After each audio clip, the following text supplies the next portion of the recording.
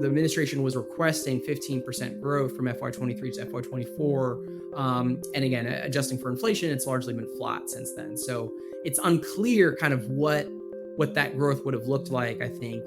So it's been a good news story for the Space Force, but not as good as I think some of the numbers might suggest. From the Defense and Aerospace Report, this is The Downlink, a podcast about the intersection of space, the space business, and defense. Not just what's over the horizon, but what's happening above it. I'm your host, Laura Winter. This week, the House Appropriations Defense Subcommittee voted to submit its $833.1 billion draft of the defense spending bill to the full Appropriations Committee for consideration. And they did it by voice vote and without amendments. This sign of bipartisanship in normal times should point to the possibility of getting a federal budget signed into law sometime near the end of the federal fiscal year. That's September 30th. But we're not in those times. Instead, we're slogging through the new normal of the continuing resolution. That's a legislative tool elected officials use to keep the federal government open on October 1st, when there's no agreement on the budget. Passionate disagreements, mostly over cultural differences, delayed the passage of this year's final budget bill until this past March 23rd. That's more than 5.5 months late. That means the Space Force from October through most of March had to limp along, not just on a budget and policies designed and approved for fiscal year 2023. It had to do so with a core inflation rate higher than 3%. On January 1st of this year, the 12-month core inflation rate was at 3.9%, according to the Bureau of Labor Statistics. And this week, according to Axios, a representative of the Trump campaign presented a plan to delay the passage of the next fiscal year's budget and keep the government open using a continuing resolution until sometime after the presidential inauguration in January. Peter Garrison said on this podcast, the greatest threat to national security is continuing resolutions. So while it's pretty clear that the final 2025 Space Force budget numbers may be nowhere near becoming law, in the almost 3 months since the Biden administration sent its budget request to Congress, Sam Wilson of the Aerospace Corporation has had a deep think about the Space Force's long-term strategy that this year's budget and the 2025 budget proposal represent.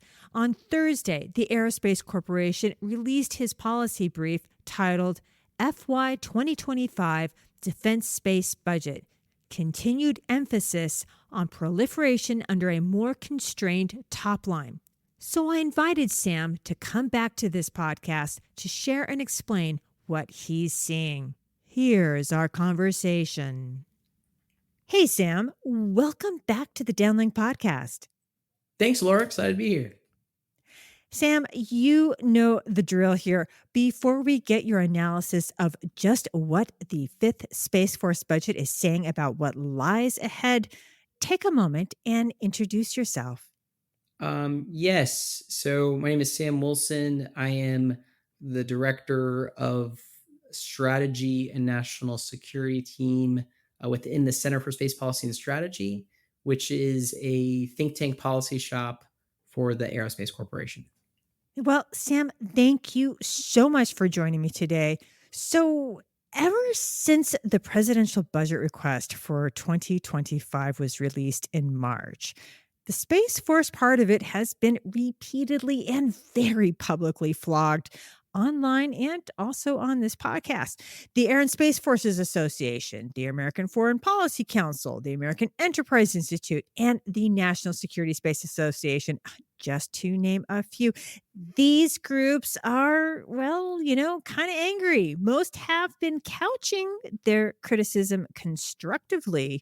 But I wonder if everyone who watches the Space Force budget was dumbfounded, because it seems to me that ahead of the budget's release, no one forecast an actual reduction in buying power for a 4-year-old service that everyone agrees is taking on more and more responsibility and has a strategic competitor that is becoming stronger, smarter, and much more technologically adept in space. I mean, right? I mean, look at what's happened just over this past weekend at the Chang'e 6 lunar sample return mission.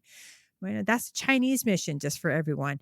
So, Sam, I got to have you explain, and for some, remind how on earth did we get here? Is this because of the impact of the Fiscal Responsibility Act and continuing resolutions, or is it the Biden administration that's pumping the brakes? Because if this budget request was enacted as is at $29.6 billion in today's dollars, which means we have to factor in core inflation, that touted 29.6 billion actually represents a cut of $1.55 billion or almost 5%.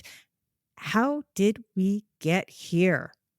Thanks, Laura, and thanks for the softball first question Oh, my pleasure. of resolving issues between branches of government and assigning blame for budget Well, process. I, that's why we have you here, right? I mean, you're supposed to like bring us world peace that's right. That's right. That's right. Budget analyst bringing world peace. or I budget also peace, right? I mean, you could budget. do, I'd settle for that. I think everybody here, in the, Beltway would settle for some budget peace. But yeah, how on earth did we get here? Yes, yeah, yeah. Great question. And I'd also just note for context, it was fun. I got to be on your podcast right after the budget was released, and we talked about the budget. And now with my budget paper coming out, I've had more time to kind of diagram some of the trends and some of the priorities. So it's been fun to come back. I think part of the story here is contextual and it's not space specific, right? The Congress passed the Fiscal Responsibility Act last year. The continuing, we've been operating under a continuing resolution for a long time. I point out actually in the paper that this was an unusual budget year in which the appropriations for fiscal year 2024 came out after the fiscal year 2025 request. So normally you want to know what your budget is this year before you figure out what you want to ask for next year. And this is not, of course, unprecedented, right? These sorts of things do happen, but it's unusual. I note that this is only the second time in the last 10 years in which the current year's budget was not passed until or was not passed before the next year's request came out. Oh, I've got a really funky question for you. Sorry, I'm cutting in, Sure. but Yeah, yeah, sure. Go we ahead. are in a presidential election here, right? I cannot remember that in May of any year, right? We're just in the beginning of June now, but in May of any year, anyone saying, "Hey, let's pass a law for a continuing resolution that's going to go through February of next year." I don't know. Have you ever heard of that? Because that's what's being talked about. Yeah, I looked at these numbers for when I mean some of them were pretty like the ones that were exceptional were pretty wonky. So I can't say that this is unprecedented. So So, how so did I we think get this here had an again? effect on the Space Force. I think the Space Force, with last year the administration requested 15% growth for the Space Force, which had been in a period of intense top line budgetary growth. The from FY22 to FY23, it grew nearly 50%, right? And then 15%. And what we were seeing kind of up to that point was that the administration would request an increase, and then Congress would give it even more money than was requested. And so you kind of thought that might happen, but it became kind of caught with a lot of the focus on the top line spending for the entire government. So the Space Force, we didn't see growth, and we've seen it basically top line from, if you're adjusting for inflation, from the FY23 number to now. So that's kind of been the part of the story. I would also just just note for the Space Force that this was that this growth has been the administration has requested more growth, but then the appropriations was the first time that we saw a cut from this year's request from last year's request, right? So that's an unfortunate development for the Space Force, but it's tough, right? Like the Department of Defense spending, there's a lot of pressure on the top line. And with the Space Force, in contrast with the other services, a lot of the Space Force spending is on hardware. And that's easier to sacrifice, easier to cut than personnel. So, with some of the other services, with the Air Force, the Navy, the Army, they're really personnel driven, and a lot of their money is in operations maintenance and military personnel, and you can't cut that, right? That's harder to cut. So I think the Space Force also doesn't benefit from tighter top line for DoD, regardless, even if the administration wanted to give Space Force a larger share. So, a lot of folks have said that the prior year's budgets for Space Force have grown exponentially, and that, well, maybe it's about time for the Space Force growth cycle or growth, trajectory to maybe come back down to earth a little bit, slow down. What do you think about that? It is true that the service has gone, for in 5 years from 15 billion budget to this year's request for 29.6 billion. So roughly doubling. But I think a really important point here is that a lot of that growth has been in transfers into the Space Force. So in FY 2022, you had the Navy program, the Mobile User Objective System, which is the narrowband satellite communications program, that transferred from the Navy into the Space Force budget. In FY 2023, this was the big one. The military personnel for the Space Force at that point was still being paid for by the Air Force, not by the Space Force. So that transferred into the Space Force budget.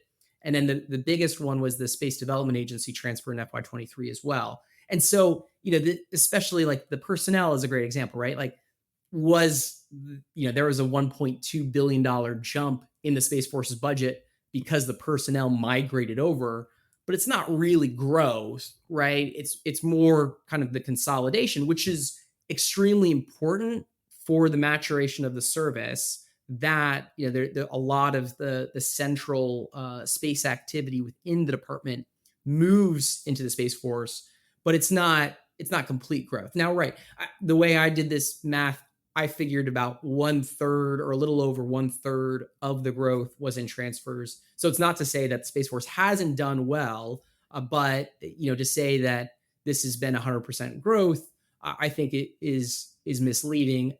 I'd also just note that again, the administration was requesting 15% growth from FY 23 to FY 24. And again, adjusting for inflation, it's largely been flat since then. So it's unclear kind of what that growth would have looked like, I think. So it's been a good news story for the Space Force, but not as good as I think some of the numbers might suggest. Oh, for sure. I mean, then if you start, putting inflation into all this, then it gets, well, it kind of goes in reverse a bit. I mean, because of inflation, it's going to be over $1 billion less in buying power, and that's a big deal. I mean, I was recently at the State of the Space Industrial Base, conference. For instance, there are a lot of different space companies in there that are, looking to do business with the Space Force or AFRL, and yeah, there is a lot that could be done with that $1 billion that has essentially evaporated because of inflation.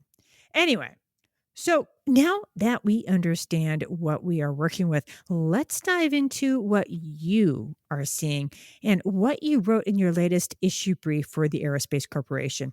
Right at the top, you wrote that the budget request reflects trade offs and priorities. So let's make this conversation a little simpler for our audience. Which one should we take a crack at first? The trade offs or the priorities? Yeah, good question.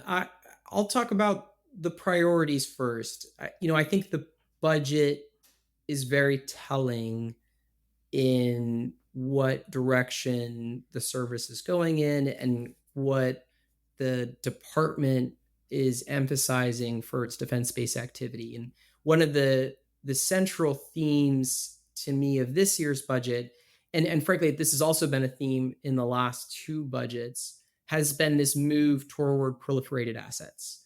This you've been in this world a long time, Laura. There's been a debate for over 10 years about how DoD should best defend its space architectures. And this is a debate that goes back to the 70s too, but it's intensified, I think, over the last 10 years. There's space Given architecture and defend. I think in a sense for this conversation, when we're thinking about the priorities that you're pointing out, it's there's space architecture defending that, but I think it's also a defense of simply space capability, Right. Yeah, right? that's a good way of putting it, right? Like how do you want to defend, how do you want to ensure that your capabilities are from space are able to help the folks on the ground, right? Like this has been a big debate.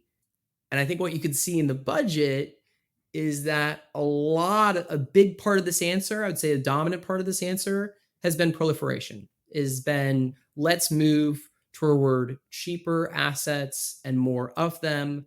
And that way, we're going to try to push adversaries away from this idea of trying to attack an individual exquisite system and instead suggest, because of the number of targets, that that's not the right approach, right? And so I think this move towards proliferation and less complex satellites and more commercially derived assets has been a theme.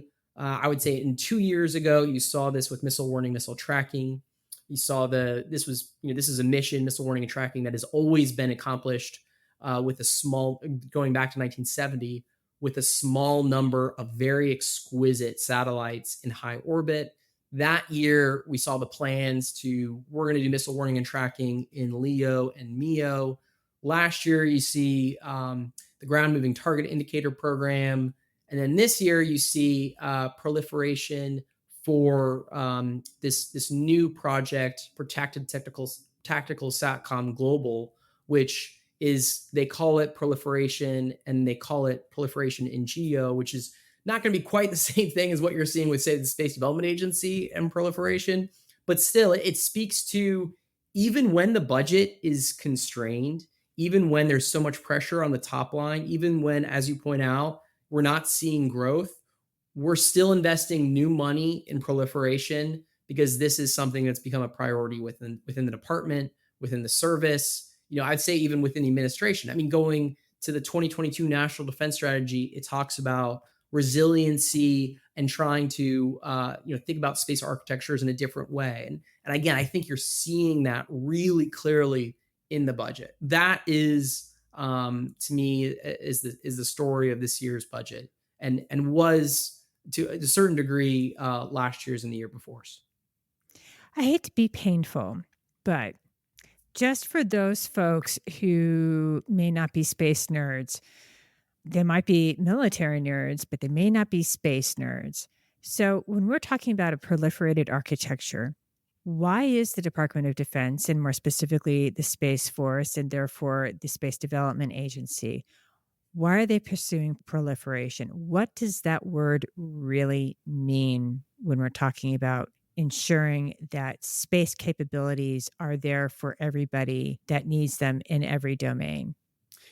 Great question. I'm glad you stopped me. I wrote a paper about nuclear, the nexus of nuclear and space technologies for an organization that had been kind of focused on nuclear weapons issues. And they're like, this word proliferation is a weird one that you're using because this is how we think about like preventing nuclear weapons to getting to other countries.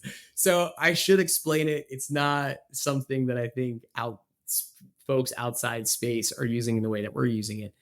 They're really just talking about numbers, right? So proliferation in terms of numbers. There's a line from Derek Tournier a few years ago, who's the head of the Space Development Agency. We're going to achieve resiliency via numbers, right? We have so many satellites in orbit. The Space Development Agency for the transport layer, for example, which is their satellite communications focus. They say that's going to be 300 to 500 satellites, right? So there are going to be so many satellites that an adversary isn't going to be incentivized to try to strike one, because if they do, then that doesn't undermine much of the overall capability. Going back to missile warning and tracking, we talked about this for some of the plans from FY23. SBIRS, which is the space-based infrared system, which is the current missile warning and tracking program. That's 6 satellites over GEO and then a few payloads over the orbits. 6 and 4, right? So juicy targets, right? So for the next generation, they're talking about also some satellites, next gen OPIR in GEO and over the orbit and over polar. But the FY23 budget revealed recommendations for 16 satellites in MEO and 135 in LEO, right? So who knows what will actually materialize? But regardless, we're talking about a fundamental change to how this mission has been accomplished in the past. So when we talk about proliferation, that is really what I mean, right? Like resiliency via numbers and using many systems. And a lot of this has been thought of in a LEO context, but we're also seeing some proposals for this in MEO and in GEO, although it's going to be, again, fewer numbers than what we'd see for LEO. It's kind of like protection in numbers, like a school of fish, right? Yeah, school of fish. Exactly. If there's that's a great way to put it. Because if the shark is looking to take out the school of fish's capabilities, right? Actually, it really can. I mean, it can chew up a few fish hither and thither, but that school of fish still operates. It still moves together. It still does its thing together, and therefore the school of fish, essentially as a group, is safe, and therefore their capability. All right, thank you so much for letting me do that. So now we're going to move on. Sam, what about the trade-offs? The mic is yours. Yeah, that's a good point. I talk about some of the areas where we saw cuts in this year's draft or in this year's budget, requested budget. Launch was one, and the Secretary of the Air Force, Secretary Kendall, brought this up when he released the budget, saying that launch fell, but this was because some of the payloads weren't ready yet. We also saw a drop in classified budget lines. I can't say anything more than that, but significant.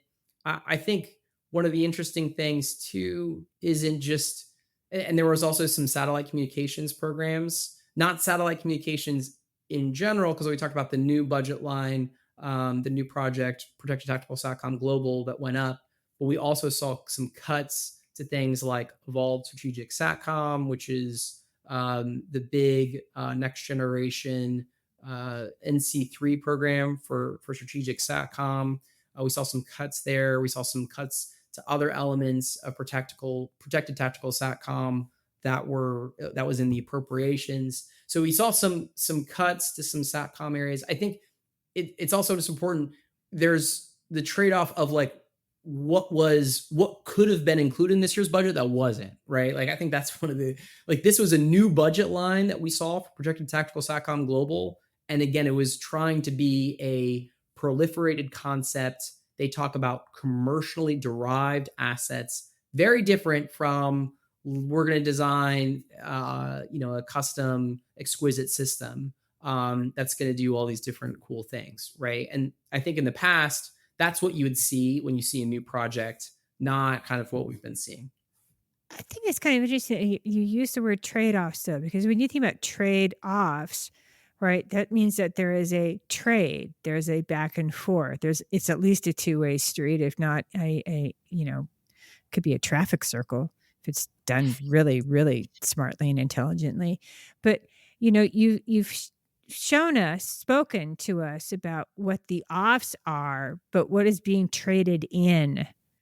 Yeah, yeah. What's being traded in is the priorities, right? What's being traded in, Okay. like, so those are the things that didn't do well, and the things that did do well were things like the Space Development Agency did well, especially in relation to what last year's request Oh, projected yeah. for this I year. mean, they seem to be, batting over 1,000 here because that is one organization that lawmakers have repeatedly given more than what was requested. What is it? What, 3 years in a row now?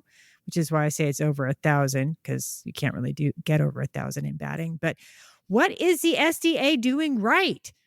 Great question. And I'm glad that you explained the baseball analogy because I don't know, what that is. If you next time Shame on you. You you do a Spanish should. soccer analogy, I'll be right there. Come No, on. You are in Los Angeles County, the home of my Dodgers. oh yeah, yeah, yeah. No, I Uh, know. The Dodgers are a big deal. I've heard there's a sport called baseball.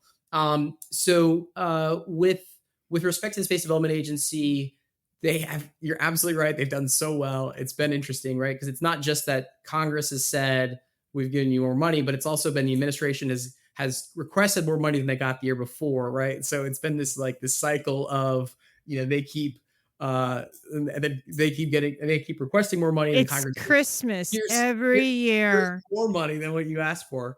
And I think even though Space Development Agency isn't the only acquisition center that's focused on this proliferated concept, I think they're sort of synonymous with it, right? That is clearly part of their fabric, their raison d'etre, right? Like their meaning is tied to proliferation. And every time you hear the head of their the head of their agency, Derek Tournier, he talks about proliferation. I heard him recently say, proliferation is the best defense, right? And that was kind of explicitly tying this to the concept of defense. I thought was interesting. But do you Um, think maybe Congress is also sending everybody else, perhaps in the Space Force, but even department wide, throughout all the other branches, because everybody got a pretty serious haircut, right? It was like, going back to boot camp or something, that kind of a haircut.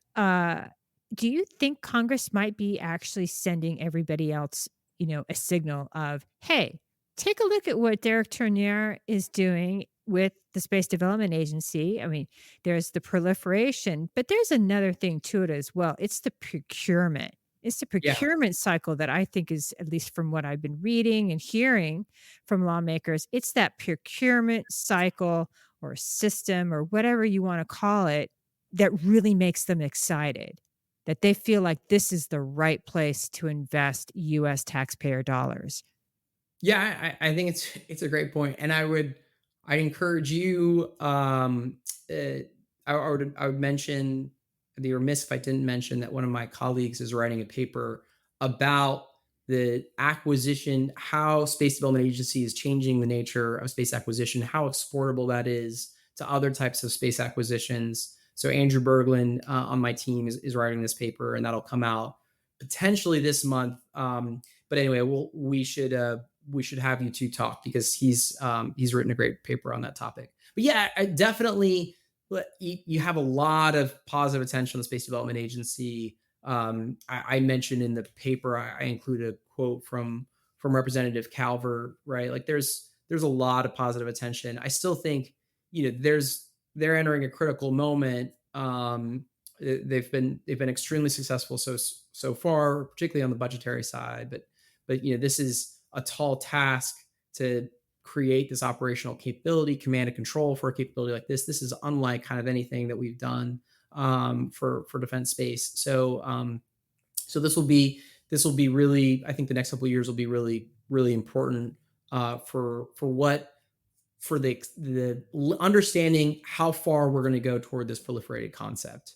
But they've been enormously successful. I think last year I pointed out that their budget has gone up 30 times, right? So 3,000% over 5 years, pretty remarkable for an organization like that. And now they're embedded into the Space Force as well. And you see some of these proliferated concepts going to Space Systems Command, and then even on the intelligence side, right, like the NRO. So it's a very very interesting development within the department and within the service. You know, I almost forgot, but I really need to ask you this. And this is something that you said repeatedly in your paper, rather wrote the importance of the SWAC, that how the SWAC is actually setting priorities and that those priorities are actually sticking. That if you really want to see what the future priorities for the Space Force are going to be, that you should really listen to what they're saying because that really seems to be, where the tide is rolling. So could you first explain what the acronym SWAC means and why is this happening? I mean, how did this organization become so freaking important and so powerful and actually setting the priorities agenda? Yeah, it's a great question.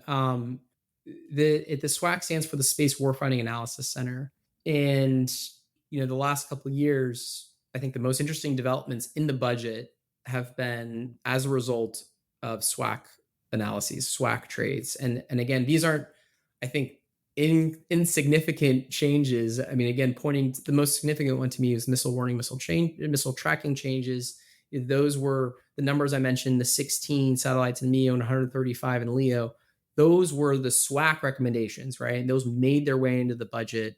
So really, really, I'd say fundamental changes in how the department is approaching space operations and space acquisitions coming from the SWAC. Last year, the Ground Moving Target Indicator Program. This was also indicated. This was as a result of a SWAC analysis. And then this year, the program I mentioned, the Protected Tactical Satcom Global, that was also a result of a SWAC work, right? So really interesting how much influence they're having, and they're looking at narrowband satellite communications now. This is an area I mentioned is a kind of an area to watch in the And future. and why is narrowband so cool? Well, I'm interested for your thoughts on why narrowband satellite communications are so cool. But narrowband is a frequency range where it's kind of less affected by weather.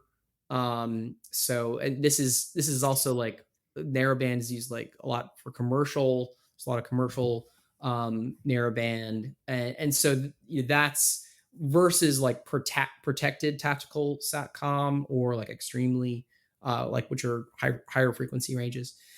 Anyway, so the narrowband satellite communications, this is an area that's being considered or that SWAC is looking at right now. I mentioned that this is an area that was the MUOS program, the Navy's Mobile User Objective System is the current narrowband satellite communications program. It's actually a really cool group of satellites.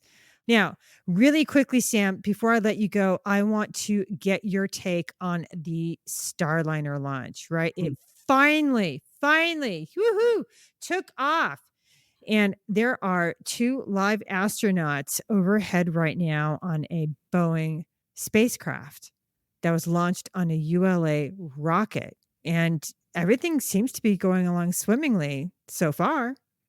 Yeah, I don't have any profound insights on this. Just as a nerd watching this, it's Oh, cool, me right? Like too. it's I'm very being cool. just a nerd. Exactly. Yeah, no, Right. it's very very exciting. It's very cool. I mean, I think, and I'll just say, like tying this to the earlier comments and your intro, right? When you were talking about all the organizations that are talking about the space budget, everybody's interested in this. I mean, this is I think captures the imagination of a lot of the public. I think you're seeing a lot of the defense establishment interested in this. One of the things, I was giving a talk on Monday, and I was getting this a question along these lines, and I pointed out that even though the Space Force budget is 3.5% of DoD's budget, if you look at the congressional marks and you look at how much language they have in there, either praising the Space Force or criticizing the Space Force. I mean, it is well beyond what you would expect of an organization that's getting 3.5% of the budget, right? Like, there's so much oversight on this because everyone is interested. The amount of attention, again, that it got in the national defense strategy, I think is really telling how much interest that you have in this. I mean, when you hear Deputy Secretary of Defense Kath Hicks talk, she's often talking about space, right? Like this is just something that is on the minds of everyone. And so even though it's a small piece of the budget, it's something that's integral to kind of how Department of Defense, as well as kind of civil agencies in our day-to-day life, right? But it's just there's going to be a lot of eyes on it, a lot of attention on it, a lot of opinions on it. And just to get back to Starliner, seeing Yeah, that it is a NASA project, not a defense project. Right, But right, the right. other thing that's actually really cool and strategic is the fact that Starliner is a second broomstick, right? Remember the former head of Roscosmos said, "Oh, how are the Americans going to go get to the International Space Station without our Soyuz?" Well, SpaceX said, "Well, here's the broomstick," because Roscosmos said, "What are you going to do? Use broomsticks to get to the ISS?" So now we have two broomsticks now. We've got SpaceX, and now hopefully we're going to have Starliner from Boeing. So it is strategic, actually. We now have two. We could possibly have two actual human-rated vehicles that take humans and stuff at least to low Earth orbit. Yeah, it's a big change. It's a big cool. change. It's cool. It's cool. All right. Sam, we've run out of time. Actually, we ran out of time quite a few minutes ago, but that's all right. I love having you on the podcast. Thank you so much for making the time. Yeah, thank you, Laura, for having me. It's always fun, and sorry for talking in too much detail about my favorite topic, which is the budget. You'll be back. That's it for this week. For your daily dose of award-winning defense coverage, listen to the Defense and Aerospace Report with Vago Muradian. And for the maritime domain, listen to Cavis Ships with Chris Cavis and Chris Cervello. And get your air domain news and analysis from the Air Power Podcast with JJ Gertler and Vago Muradian. I'm Laura Winter. Thank you for listening.